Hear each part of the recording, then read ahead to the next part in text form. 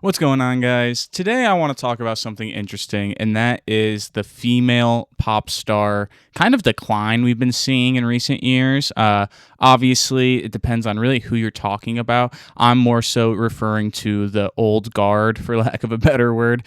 But, like Katy Perry, she had an album last year that did not do very, I think it was last year, for many reasons. I'm sure quality being one of them. There's horrible optics around it with her working with Dr. Luke. I think his name is Dr. Luke, but he had, a ton of allegations against him from Kesha, I believe.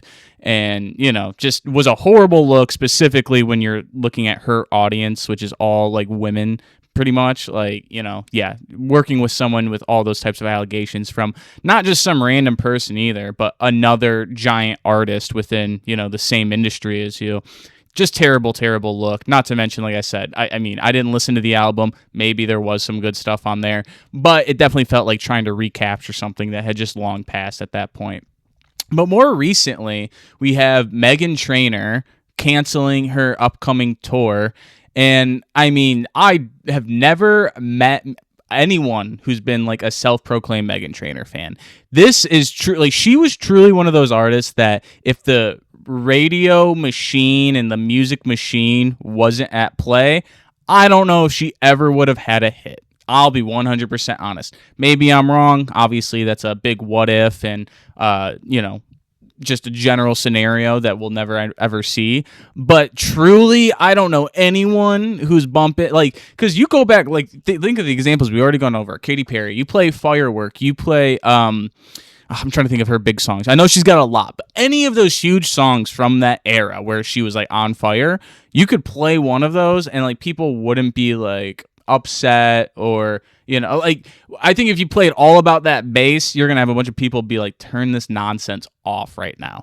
And I'm not even gonna get into that. I personally don't like the song. I'm not gonna act like I don't like it, but I also know that music is subjective. I know I do like stuff that other people will be like, that is straight garbage. So I think everyone has a little room for some slop music in their life, but I don't think anyone's got room for it for Meghan Trainor these days. I truly, like, I just don't understand. Granted, you're always in your own bubble. There's always potential, but like, so she was having this tour specifically to help support an album that she's coming out with, or came out with. See, that's the weird thing. So I'm trying to do some like research for this, be like, okay, well, when did the album come out? Like, were people bumping it? And like, her Wikipedia page still isn't even updated to reflect that it came out. It came out April 24th. It's the 30th when I'm recording this. And like, her Wikipedia page still says set to be released on April 24th.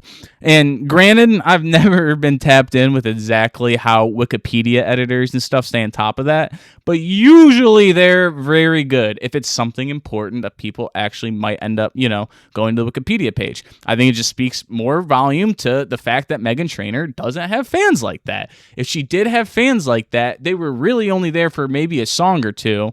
And even then, like I said, All About That Bass was like a huge song when it came out. I will not deny that. That probably went number one, if I'm not mistaken.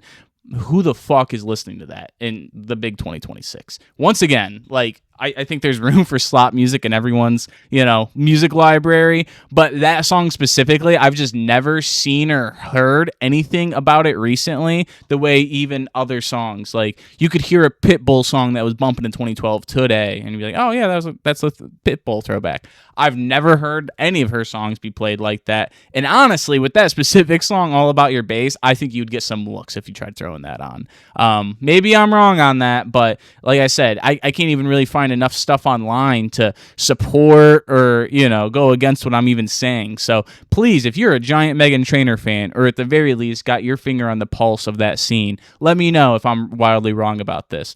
But besides Meghan Trainor, then I just saw, this is kind of what really inspired me to make this video. I saw the Meghan Trainor thing a while ago, but Lizzo, and she was recently getting some shots thrown at her from, I can't remember who, but it was on Twitter, just talking about the sales for her latest music.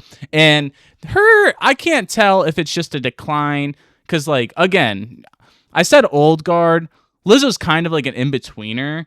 Like, I want to say she was pre-COVID when I want to say it was 2019, so like directly before COVID, when her first song really started making waves, or like her first big song started making waves. But obviously, she's got the whole other side of thing. Well, I guess Megan Trainor kind of did too, although I just don't think it applies as much here.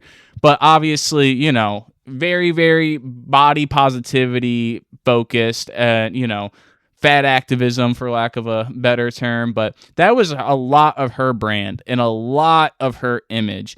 And obvious, if you've been paying attention at all, she's lost a decent amount of weight recently, at least a noticeable amount.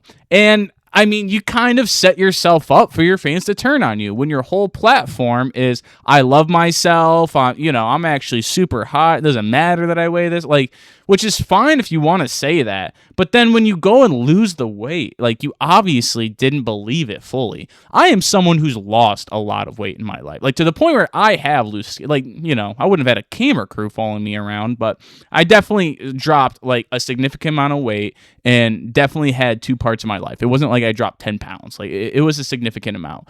And yeah, you're full of crap when you say that. As someone who's been bigger, and not even significantly bigger, but definitely bigger, it objectively is a worse experience going through life in every single avenue. The only one where it's not is, I guess, you don't care about what you eat, so you get to have tastier food more often, which in the long run of things, what does that even mean? Not to mention, there are very many ways that you can eat healthy and have it taste good. So I'm not even going to get into that right now, but just to go to show, you can't make this your whole shtick and then do something that obviously doesn't exactly back up what you were saying. I'm not even saying you couldn't have had somewhat of a message don't fat shame. Because that's a little bit different, and I can kind of agree with that. But from and granted, I was not a Lizzo fan, if you could not tell by now. Her music also wasn't made for me. So, I'm not mad at that. I think Lizzo has an audience, and they found her. But just to discuss why, her commercial performance has been so lackluster, I mean, she had a mixtape, My Face Hurts from Smiling, something like that.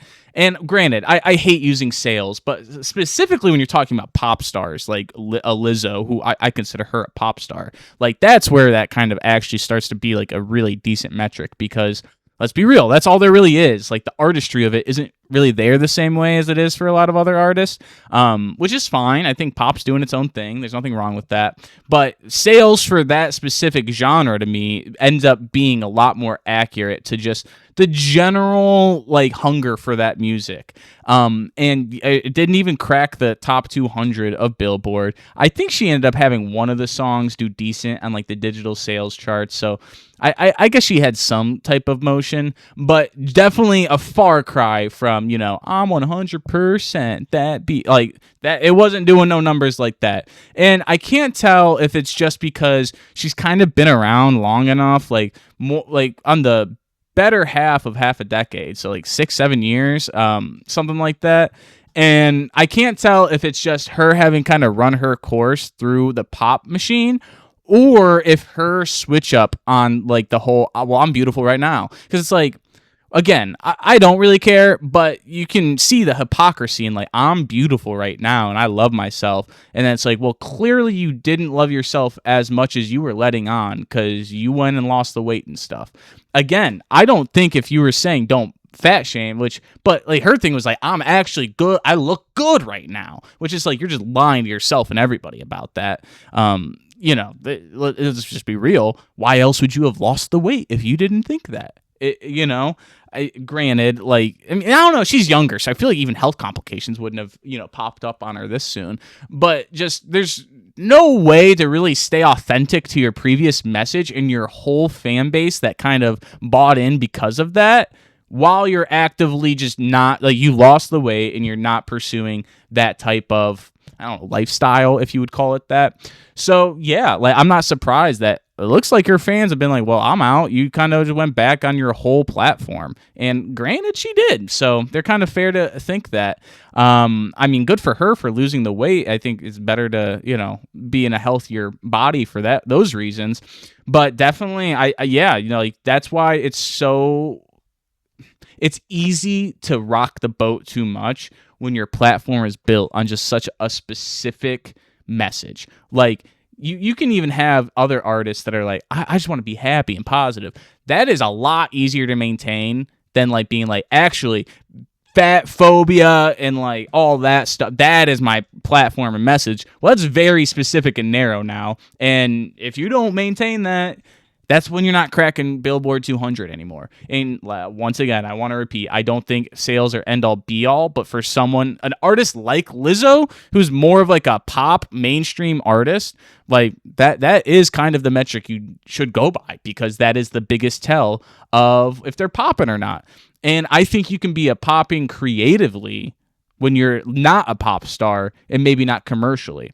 So, let me know what you guys think down below. Was it just kind of the, all right, you're at the back end of being a pop star and people are kind of moving on. We got the Sabrina Carpenters now, the Olivia Rodrigos. We're good. Or do you think that there was other reasons why these two specific artists maybe aren't being received the way they used to be, or at least the way they were in their prime? Let me know down below. I'd really appreciate your guys' thoughts. Thank you for listening. If you have, like, comment, subscribe, all that good stuff. I'll catch you later. Peace.